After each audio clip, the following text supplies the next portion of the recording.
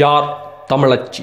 புகையிரத நிலையத்தில் கொல்லப்பட்ட சுபாதி பற்றி பேச ஆரம்பித்த தமிழச்சி அத்தோடு நிற்காமல் செல்வி ஜெயலலிதா பற்றி பேசத் தொடங்கினார்.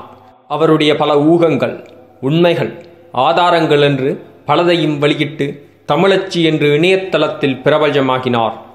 ஆனால் காற்றலை இணையதளத்தில் கால ஓட்டத்தில் காணாமல் போய்விட்டார் அந்த தமிழச்சி.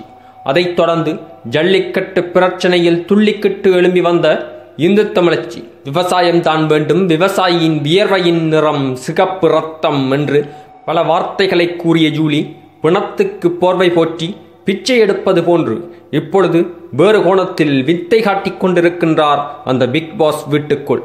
யார் தமிழச்சி? உண்மையான தமிழச்சியை நாங்கள் உணர்ந்து கொண்டிருக்கின்றோமா? அல்லது வெளியில் வந்து தான் உண்மையான தமிழச்சி என்று கூறுபவர்கள் உண்மையிலேயே உண்மையாக இருக்கின்றார்களா? உண்மையாக இருந்தால் ஏற்றுக்கொள்கின்றோமா?